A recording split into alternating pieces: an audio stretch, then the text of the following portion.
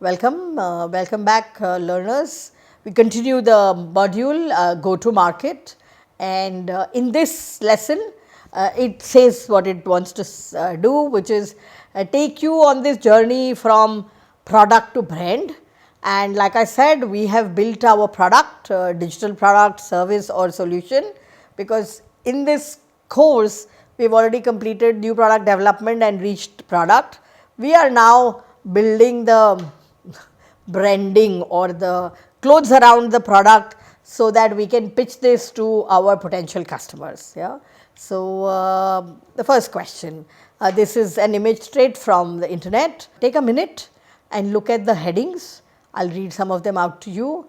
They say internal memory, RAM, number of cores, screen size, processor speed, color, battery capacity. This is almost suggesting that we should tick one box in each of these and decide how to buy. Is it a mobile phone or a computer? I think it is a mobile phone, because the screen size is 5.5 inches. That is the only way I know that this is a phone and not a laptop. Yeah? So, the question for you is this how we buy? And the answer is not really. So, merely product features is what these are, and it is almost suggesting that if I take this, then one combination will come through and the system will tell you what I should buy. But we do not like systems to tell us what to buy. We like to decide what we will buy, because we are not buying merely the features that a product may have. So, what is it that we are buying as customers? So, we buy benefits. We do not buy features. Features are what products have. Benefits are what customers get out of those features. So, what are customer benefits? There are functional benefits that matter to us as customers, and they are saving time, they are saving money. The one about connections is anything that helps us make connections we value.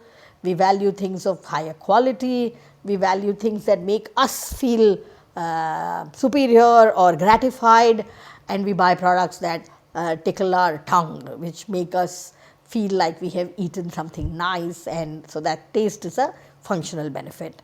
There are emotional benefits, and any of those functional benefits can map to an emotional benefit. For example, I could be happy because I saved time. I could be very happy because I saved money, or I could be very, very, very happy because I ate a delightfully tasty pineapple or something. So, all of these functional benefits end up with some emotional benefit being delivered to the customer, and I have taken a few of them, not more than 4 or 5. So, happiness is a very important customer benefit. Success, any of you are all students, whether we like it or not, we gauge our success based on exam performance. I gauge my success as a teacher based on number of students who will join this course, or the ratings that you will give for this course. So, one way or the other, success matters to all of us. Some of us are a little more evolved, and to us success is yesterday I was like this and today I am better than yesterday, so I am successful. It does not matter what you think of me, I know I am better because I am better than yesterday. That is the ultimate form of measuring success, and one day we will all get there. But success is an emotional benefit that customers value. How do I get success? Any number of edtech platforms, including the one I am doing right now, are about promising you learning, are about promising you a path to a better future. I am hoping that out of the 100 or the 100%, I hope that at least 5% of you go on to start a company, and that will mean success of the course for you as well as for us. So, success is a emotional benefit that customers get. Fun, entertainment, I do not know whether to call whether they are lower order than happiness. Happiness seems a little more long term. Fun and entertainment seem abhi in this इस वक्त, in this moment of time, I'm enjoying myself, I'm having a great time, I'm having fun. Happiness is slightly longer lasting. Design is an emotional benefit. How I feel about holding this clicker, does it fit nicely in the curve of my hand? How do I feel about things that I wear? Is the design not just, see, design is very qualitative. Everybody doesn't have to like the same things. Is this design something that reflects something about me as an individual? So, these are emotional benefits and those are functional benefits, but they are customer benefits, they are not product features. So, we are transitioning from features to benefits. Features are for products, benefits are products delivering but for customers. Why do consumers buy products? They have functional needs. So, if you see the top, it says consumer needs and it has functional needs, and those functional needs are met by product features. So, taste is a feature, not taste is not a feature, taste is a benefit, sweet taste is a feature, salty taste is a feature. Yeah? If I look at the core, which is the innermost circle, it says that we have emotional needs and they are met by symbology.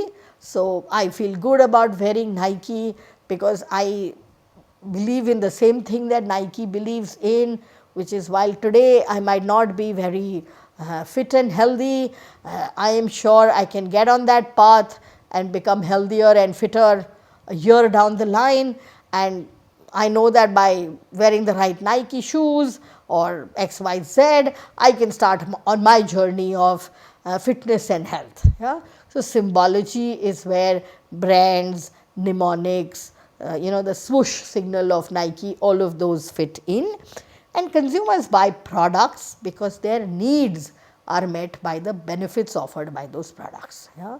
So, the functional need is an easy to wear shoe with good cushion, so that even on the the potholed pavements that are there near my house, I have enough cushion so that I don't hurt myself. That is a functional need. I already described to you how I feel when I wear a particular brand. So, those needs of consumers are met by the benefits offered by the product or brand. That is why they buy. I am going to take you through, I told you when we were doing the lesson prior and we were looking at the vision or purpose of the Dove brand. And so, I am going to trace the Dove brand for you. A lot of this is available on the internet. I have some understanding because I used to work in the beauty category in one of my roles. So, here is an ad, an old ad for Dove, and it describes the functional benefits of that product. So, I will read it for you. It says that it is a simple face test. It proves that Dove does not dry your skin the way soap can. Dove Beauty Bar, it does not dry your skin the way soap can, because Dove has 1/4 moisturizing cream. I am sure all of you are on the same page as me when I say that this is a very functional ad. It is a very good example of an ad or a piece of communication that says, why buy me?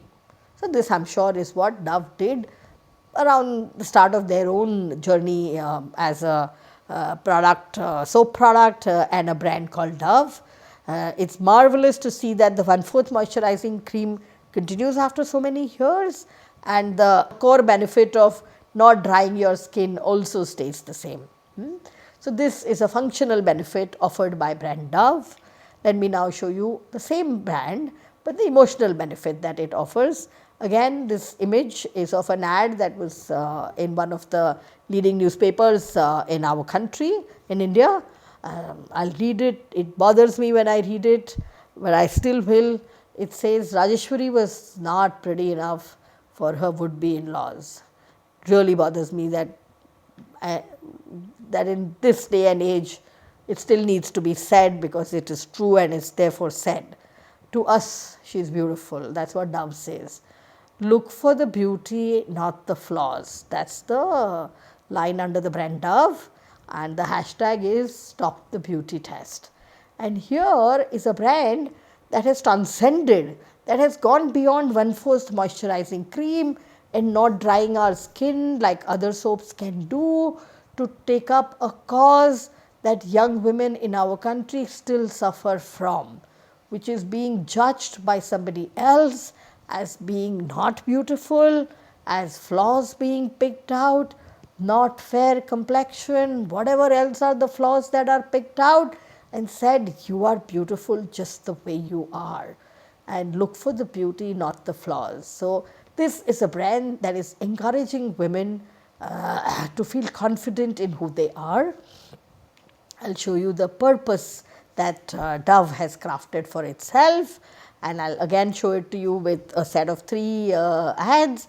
These are not from the Indian market, I think they are from the UK market, but available on the internet. So, this one, the campaign name is called Campaign for Real Beauty, because that is what Dove believes in, real beauty.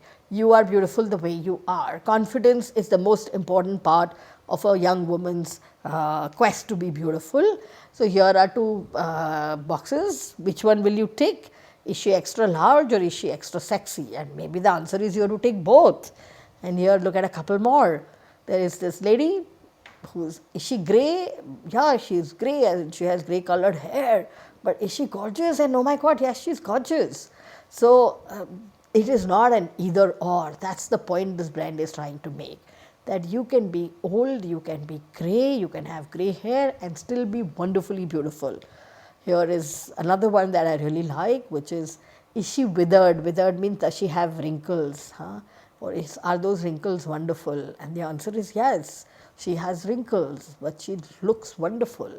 And that is what this brand is driving towards, which is creating a purpose for itself, which is to make women the world over feel more confident about their beauty and not be judged or evaluated by somebody else. And so, the brand does things like go to schools where there are teenage girls, which is when this beauty test or beauty evaluation thought occurs to young girls, and they are teaching, they are not teaching, they are transferring the lesson to young women of confidence, of being beautiful in your own skin, and that is what the brand's purpose is. So, I have just demonstrated a functional need, won't dry your skin like other soaps, because it has 1/4 moisturizing cream. The emotional benefit is confidence, and the purpose the brand has set out for itself is to make young women the world over feel confident about the people they are and about the beauty that they bring to the world. The language of brands, just some examples. The language can be a logo. The middle one with Vodafone written is the logo. The one without Vodafone is called a mnemonic, just some terminology. And power to you is the tagline that Vodafone uses. The color palette is a recommended color palette. Most brands also tell you how, so this is, I found this in a piece of commercial that Vodafone had done. So, this is how Vodafone users are thought of by the brand. They are happy, they are friendly, they are must, they are joyful, the brand plays a role in their life. So, this is the language of brands, and most brands create a guard book or a brand book for themselves, and in the brand book there will be logos, and there will not be one, there will be multiple logos, there will be mnemonics, there will be a color scheme, there will be fonts that the brands have designed. What is the brand persona that is to be reflected in communication? Does my brand always show a single person, or am I a gregarious brand? So, in no communication of ours will there be only one person, it will always be a group enjoying, having fun. All of these are written out, and that is called the brand book, and this is adhered to, complied to by the marketing team, because it is very important to build consistency of brands, and does not matter whether you are a small brand today, you will be a big brand tomorrow. So, it is best to start this journey today. The brand tone speaks about what is the language of you will use. So, there are brands, this is a line I have heard both at Vodafone and at Titan, which is feet on the ground and head in the clouds. So, a dreamer who's got a feet firmly placed on the ground is the brand tone. So, it's not all dreaming, it's not all reality. Life is somewhere between the two. The magic lies somewhere between the two. So, all companies which will build brands, whether it's a corporate brand, an employer brand, or a product brand, need to create their brand books so that the world that uses them knows what their brand stands for. So, brands are built by the brand language, we spoke about it a little, by the cues in your product. A luxury product cannot have one stitch out of place, cannot be buying a luxury bag where ek dhaga nikla hua hai. So, product cues are very important, authentic experiences. My consumers who eat cookies every day are evaluating my product every day. They are not evaluating it once a month when they buy, when they dip their biscuit in their chai. Every day that authentic experience matters to them. I will talk about Marigold in some context coming up. There are feel good factors about brands. My brand supports the cause of real beauty, is a wonderfully feel good factor. My brand supports planet Earth.